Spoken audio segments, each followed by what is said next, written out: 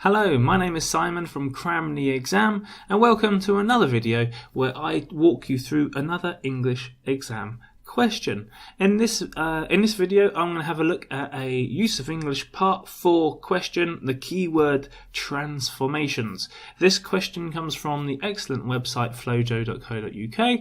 You'll find a link to both Flojo and to this exercise in the video description below this video. If you haven't checked out flojo.co.uk, full of resources for you to get ready for your CAE and other English exams, so well worth some of your time, so go check it out. Now, the keyword transformation exercise, we've already done this a couple of times, or you'll see a couple of other videos of keyword transformations on my YouTube channel. Difficult question, a real test at this advanced level, a real test of your vocabulary and unusual language structures. So if you are perhaps a little bit weak on the vocabulary side, one way to get good at vocabulary and practice your skills for keyword transformations is to do keyword transformation exercises, and then you get exposed to the kind of vocabulary that not only that you will expect in these exercises, but vocabulary you can use to very good effect in your speaking and in your writing as well. Let's quickly go over the instructions before we get stuck into it. You're given an example sentence. You're given a keyword. You've got to use this keyword in the second sentence. You can't change the keyword. You've got to use between 3 and 6 words. So there's a lower limit and there is an upper limit. Easy peasy lemon squeezy. We'll see. For question number 1, you could have been seriously injured not wearing a seatbelt. Think is our keyword. Now, you should is kind of covered here. You could. Seriously injured, not wearing a seatbelt is covered here. So our answer has got to kind of cover this bit and maybe a little bit of this bit as well, because should and could are slightly different modal verbs. But we've got to use think. How in Lord's name are we going to do this? This is just a pure test of your vocabulary skills. If you're not familiar with this phrase, then this is one to learn. You should think yourself lucky you weren't seriously injured. Ouch, I know. Yes, this is an expression. It is used a lot, particularly in British English. You should think yourself lucky you ... It means that something could have happened, but it didn't. If you're not familiar with it, then become familiar with it and start using it. It's informal, of course, so I wouldn't start using it with your writing if you're writing an article or you're writing a letter to a headmaster or a letter of complaint. There are other ways to express this, but certainly in perhaps neutral or informal language, we can use this. Now, all of the answers are divided up into 2 points. So each answer, as you know, is worth 2 points. And you get 1 point for one thing, 1 point for another thing. And I'm guessing that for this answer, you would get 1 point for getting this expression correct. And you would get 1 point for getting this part correct. I'm guessing. So here, even if you don't know what this bit is, and if you don't know the vocabulary, you won't know. If you don't know what that bit is, it's not unreasonable for you to think of this bit, yeah, because you've got to think of, there's got to be a negative.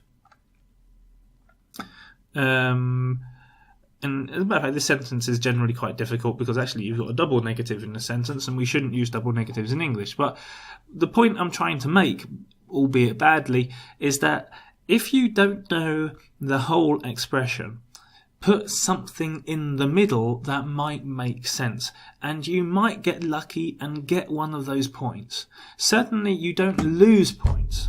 So there's no risk of you putting something in the middle and losing points because of that. So having an educated guess can only benefit you if you get it correct. So that's 1 point I wanted to make. And secondly, contracted forms count as 2 words. So this is 1, 2, 3, 4, 5, 6. So don't think that by using a contracted form you can create yourself an extra word, an extra space for one more word. It doesn't work like that. The only exception to this rule is can and cannot, or can't and cannot. This cannot is seen as one word. So that is that's the only contraction that is the exception to the rule. All others are counted as 2 words. Okay, question number 2. Would you give us your answer as soon as possible? Convenience is our key word, and once again this is an expression that is a test of your vocabulary skills. Mind you, this is an expression that is used incredibly often in the workplace, so if you're not familiar with this, then make sure you know this expression for the workplace so you can use it at work. Please respond, and here we go. Please respond kind of covers this bit here. Would you give us? Because you're asking them to respond to you. So please respond, would you give us? Please respond, and respond includes your answer, because you have to respond with something. So please respond as soon, sorry, my mistake, going on the wrong words, at your earliest convenience. And I always get this wrong, so let me, hang on a second. At your earliest convenience. That's the expression. Please respond at your earliest convenience. Formal, official, business, legal language. Now, I've got a question here that I'm asking myself, but I'm asking it for the benefit of you as well. You might think, please respond to us at your earliest convenience, because you might want to emphasize that it's us that you want the person to respond to. The question to myself, I guess, and to the wider world of the internet would be, would you, and saying that, I think I answered my question in the previous question, putting this information in will do you no harm. So you don't lose marks for putting in information which isn't relevant, as long as it's within the word limit. So to us at your earliest convenience is 1, 2, 3, 4, 5, 6. 6 words is fine. If we go up here, yes, we got 6 words up here. 6 words is fine. So the answer is given as that. But I can't see the problem with that either. I guess that's what I'm trying to say. For question number 3, I wasn't expecting my colleagues to organise a farewell party on my last day at the company. And then we've got the keyword taken. And then when my colleagues organised a farewell party on my last day, kind of covers this bit here. So what we've got to do here is think about an answer which takes into account this vocabulary. And the answer would be, I was taken by surprise. I was taken by surprise. And this bit, by surprise, covers I wasn't expecting. And if we hit the answers, that's what we get. I was taken by surprise when my colleagues organised a farewell party. For question number 4, it's not likely to happen, but if you're not satisfied with the product, we'll refund your money. Our keyword is event, and then we've got this bit here that you're not satisfied with the product, your money will be refunded, which covers this bit here. So we need an answer that's going to cover this bit here. Now, with event, keywords always go with event. In the event of, or in the event that. We've got that, so we don't need of. In the event of, in the event that means if. Pure and simple. So if means in the event of, in the event that. Of course, your answers on the answer paper will be in capital letters, so you don't have to worry about capitalizing the beginning of sentences. But we're not finished yet. We've got to think about this. It's not likely to happen, so we've got to communicate that message as well. And we would do that by introducing a negative adverb here. In the unlikely event that you are not satisfied with the product, your money will be refunded. question number 4.